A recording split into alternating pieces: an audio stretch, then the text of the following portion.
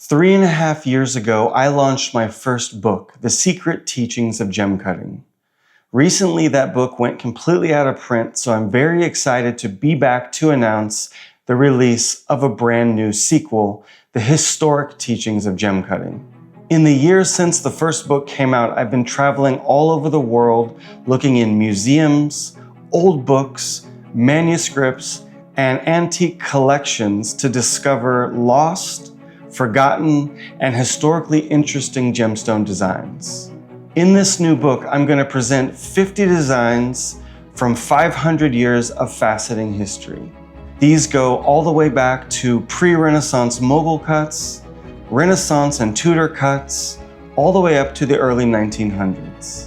And just like the last book, we're going to be presenting these designs in two different formats. On one side, the historically accurate version, and on the other side, a modernized version that has optimized angles and indexes for today's modern gemstone cutter. Aside from the 50 historically interesting designs, just like the last book, we have a really nice introductory section in the beginning that goes through the story of gemcutting, looking at hundreds of thousands of years of gemcutting history from the Stone Age to the Renaissance until today. The history of laps and abrasives, talking about how the art of gemcutting has developed since the Renaissance with different machines, different metals, different abrasive powders. We're going to be looking at a couple different interesting designs and comparing them, talking about what works best for color, what works best for brightness, and looking specifically at the mixed cut and its history and talking about how it developed and why it became one of the world's most important cuts today. Just like the last book, each design is going to come with a full-size photo, historical and cutting information, as well as the two different variations of the cut. This makes the book very interesting, of course, for gem cutters, but also for jewelers who want to have a sort of a historical style guide.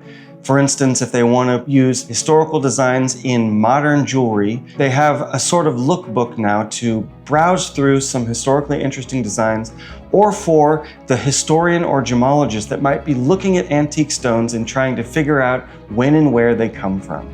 The 50 designs in this book are going to cover the complete history of gemcutting. So that's the story of the diamond cut, the story of the colored stone cut, as well as the story of the rose cut. And I've got the book divided into 3 different sections, showing each progression of design history in chronological order.